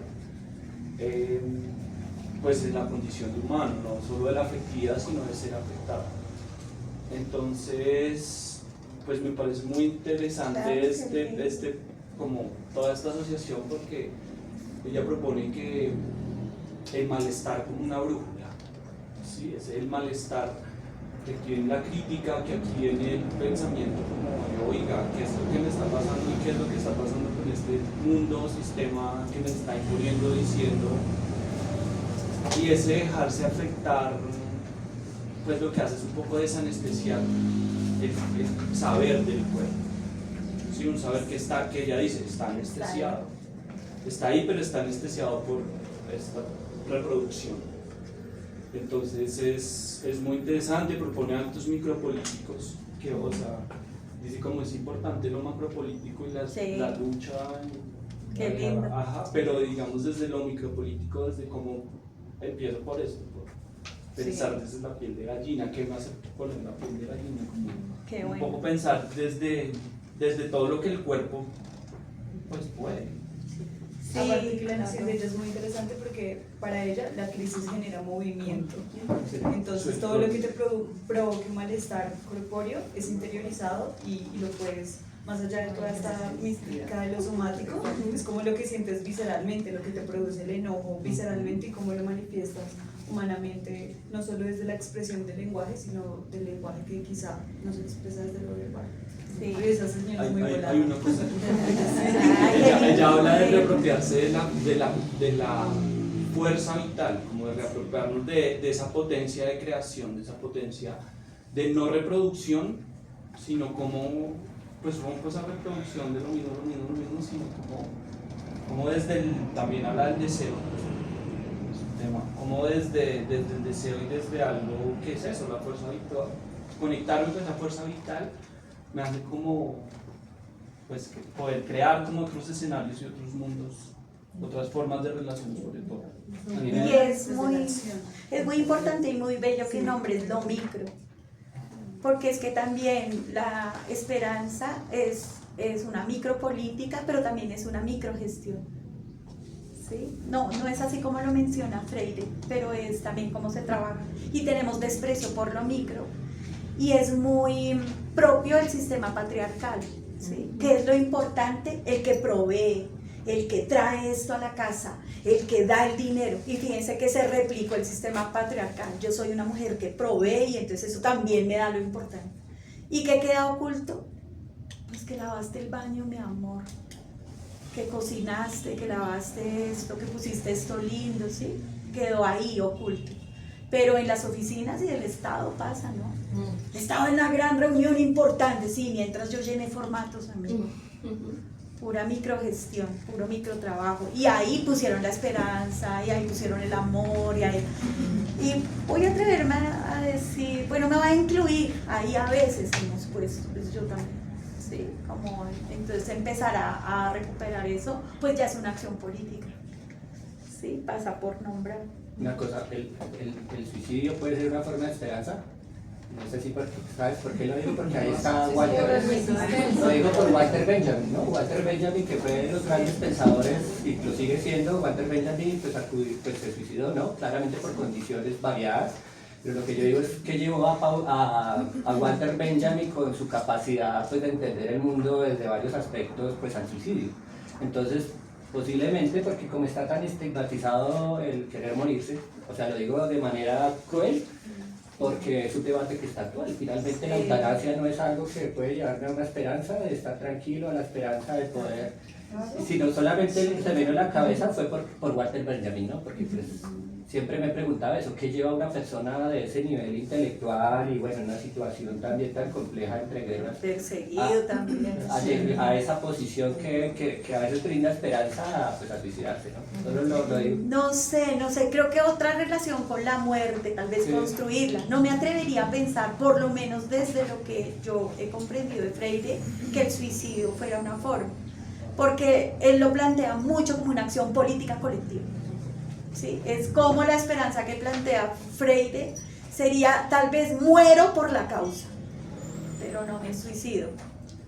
Bueno, morir por la causa es otra forma de suicidio, pero sería ese. Sí, colectivo. ¿Sí? Sería o colectivo o yo, pero por la causa. ¿Sí? No sé si Walter Benjamin puede ser. No, es una pregunta muy grande, pero me llevó a eso, ¿no? Claro, pero me haces pensar porque la esperanza que plantea Freire es una pulsión vital de carácter crítico, gregario y político. Y es vital, ¿sí? Todavía no ha llegado el momento que estamos esperando, porque todavía no hemos logrado que pase. Y creo que es importante recordar que la postura de Freire es pedagógica. Es un poco para quien es maestro o para quien es educador, que para el caso podríamos ser todos, que hace que queramos seguir, que hace que queramos insistir como contacto, porque tengo la certeza en la incertidumbre que hay un punto en el que nos podemos unir porque a todos nos interesa un mundo mejor. No que nos va a ir bien, no es eso, porque ahí sí entonces compramos el viaje a no sé dónde. Sí, es que es en la incertidumbre y por eso es tan compleja la pedagogía de la esperanza, ¿sí? Y por eso es fácil de ser cooptada por el sistema. Se me ocurrió que podríamos también provocar la conversación con esto que está en la página 95, es el segundo párrafo de esa página, de Byung-Chul Han, que dice: amar es más que interesarse solo por cosas que ya existen. De hecho, solo gracias al amor alcanzan las cosas su existencia más plena. Scheller nos recuerda que San Agustín, de una forma extraña y prodigiosa, atribuía a las plantas el deseo de que los hombres las contemplen, como si las plantas experimentaran algo análogo a la redención cuando los hombres, inspirados por el amor, las conocen en su ser. Es la mirada amorosa la que redime a la flor de sus carencias ontológicas. El amor la lleva a alcanzar su plenitud ontológica. La flor se consuma cuando la conocemos amándola. La mirada amorosa redime a la flor. Aquí sigue, digamos, en todo un homenaje al amor, pero como les digo, lo que quiero es antojarlos. Y ahí, bueno, ahí está el capítulo. ¿Qué significa amigo cuando se ha convertido en condición para el acto de pensar? ¿O tal vez amante? ¿No será más bien un amante? ¿O acaso el amigo no reintroducirá de nuevo en el pensar una relación vital con lo distinto que se creía haber expulsado del pensamiento puro? La inteligencia artificial no es capaz de pensar porque no tiene amigos ni amantes. No sabe lo que es el eros. No anhela lo distinto. El conocimiento como visión esencial guiada por el amor no es prospectivo, sino retrospectivo. En la lógica de Hegel leemos: el lenguaje ha conservado la esencia en el tiempo pretérito del verbo ser locido, pues la esencia es el ser pretérito, pero pretérito en el sentido de atemporal. Digamos que aquí lo que estoy tratando de mostrar es que Byung-Chul Han retoma el concepto de esperanza en el sentido frente. ¿Y por qué es importante, creo yo, que Byung-Chul Han lo retome? Porque si hay alguien que uno creería que no es esperanzado, es Byung-Chul Han. Se la ha pasado dándole durísimo al sistema neoliberal, se ha pasado hablando de este capitalismo, digamos, actual, que ya pasó los niveles inesperados, ha mostrado cómo pues nos han invadido el eros, la narrativa, es decir, todo, y de pronto aparece este texto de la esperanza en el que este retoma estos clásicos y le hace un homenaje a la esperanza y al amor. Y entonces ahí pienso en lo que tú decías, claro, en este momento ser desesperanzado de oficio pues es hacer libros de estos, seguramente, ¿sí? Y entonces ahí en homenaje a Freire uno podría decir, pues sigue siendo un motor. Lo que no podemos es dejárnoslo arrebatar. Pues pongámosle otro nombre, llamémoslo Pepe Grillo, no sé, cualquier nombre, no sé, Garduña, no sé, lo que sea, pero hay que empezar a recuperarlo, es como lo que pensaría. No iba a decir nada más. Solo hasta aquí para antojarlos como de recuperar, porque creo que Freire, incluso que él haga su reedición de la pedagogía del oprimido para llamarlo pedagogía de la esperanza, pues él hizo esa reedición en 1992, él escribió la pedagogía del oprimido en el 68 y en el 92 reedita para hacer la pedagogía del oprimido, pero cuando uno, para hacer la pedagogía de la esperanza, pero cuando uno lo lee dice, él viene contando todo lo que hizo y lo que hace es que le da un título esperanzador. Dicen, no, la pedagogía del oprimido no, porque seguramente lo oprimido también pasó en su época, pues fue un elemento cooptado por clases políticas. Yo me imagino cómo sería el oprimido en el 68. Y entonces uno dice, claro, seguramente está pasando. Entonces, no sé, nos tocará reeditarnos y ya no nombrarlo pedagogía de la esperanza, sino, no sé, fuerza vital, curiosidad vital, no sé cómo llamarlo, pero sigue vigente. Está viva, y otra vez cuando nos roban las palabras y sus sentidos, pues nos dejan otra vez silenciados, porque ya no queremos nombrar esperanza, no solo porque nuestros papás o nuestros abuelos o nuestros trabajos nos han quitado la posibilidad de enseñar, sino porque ni siquiera nos la dejan nombrar, porque decir esperanza nos hace ver débiles, porque decir esperanza nos hace ver poco académicos, porque decir esperanza nos hace ver poco serios y cero revolucionarios, y eso no es anarquista, y eso no es resistencia. Y entonces, la ternura es una forma de resistir, claro que es, y es tan fuerte y tan potente como la esperanza de la que habla Freire, y es un motivo para estar en la vida, sí, es una pulsión vital. Ya pareció un político, ¿sí? Ya me sentí un Lo que coach. pasa también es que dentro de todas las estrategias, digamos, culturales y políticas está el generar, aunque no parezca, en que la sociedad se mueva en una constante desesperanza. Entonces yo quiero que todos estén desesperanzados, Claro. ¿cierto? Porque yo necesito salvarlos. Claro, Yo también. necesito ser el Mesías para salvar a todos los desesperanzados. Entonces, cuando tú, como dices Marcela, hablar en pedagogía, hablar en la universidad de la palabra esperanza, es una cosa que te puede encajonar, ¿cierto? Encasillar dentro de, las tonterías, la estupidez, la ingenuidad, porque es que también al sistema le conviene la desesperanza, Claro. el que no sepamos para dónde vamos, el que no sepamos qué camino tomar, ¿cierto? Entonces yo te lo muestro, yo te digo por dónde. Te lo vendo. Y te lo doy. Viviendo la carrera perfecta, es casi como Silvio Rodríguez, la palabra perfecta. La sonrisa perfecta. ¿Qué canción se les ocurrió? La de Deleuze, precisamente. Sí, él lo hace. Sobre nos quieren tristes, porque tristes es más fácil incidir sobre nosotros y Sí. moldear. Nos quieren en las dos, tristes o felices. que La son, felicidad. que son en los escenarios, digamos, de la manipulación, más propicios para la manipulación, ¿no? Entonces, gracias. Vale, bueno, tenía ahí la deuda de presentarme, de mi esperanza, y pues agradeciéndoles también la confianza de contar sus interiores. Bueno, yo soy abogado, digamos que no me encontré realmente, o sea, terminé la carrera, ejercí como independiente actualmente, pero no me he casado todavía con la idea de ser abogado. Hice una maestría en escritura creativa. Creo que, claro, la esperanza que se rompió ahí fue un poco esa búsqueda de la justicia, y desde muchos lados, ¿no? Tanto desde la familia como desde ya entrar a mirar una realidad, y era como un abogado que había entrado como con una búsqueda de la defensa de los derechos humanos, como ese contacto pues, con la realidad del país, ¿no? Porque uno se encuentra pues toda la carta del abogado que puede ser, ¿no?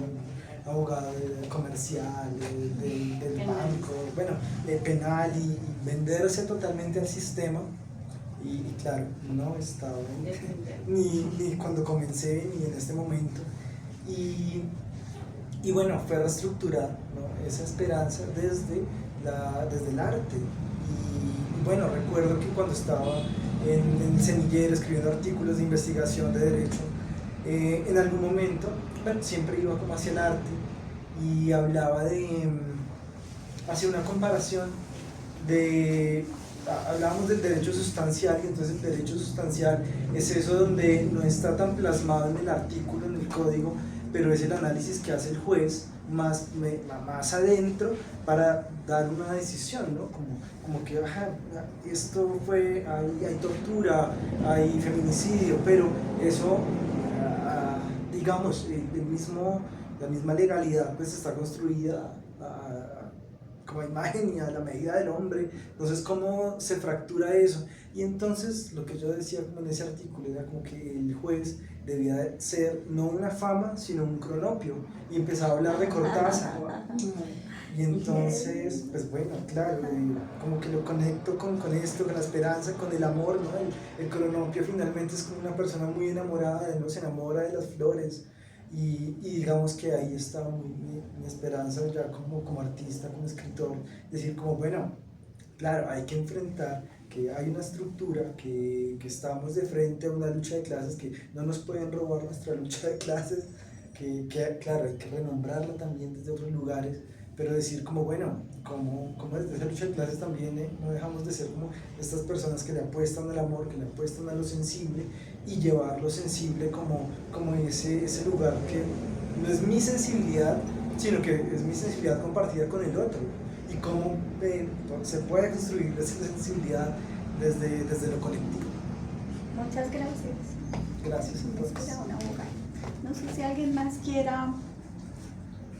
¿Cuál canción creen que hubieran encontrado? Yo busqué también y encontré, por ejemplo, frases de María Zambrano, que son súper lindas. Y tiene una apuesta con la esperanza, pues muy revolucionaria, que también les recomiendo. Víctor Jara también. Víctor Jara, sí.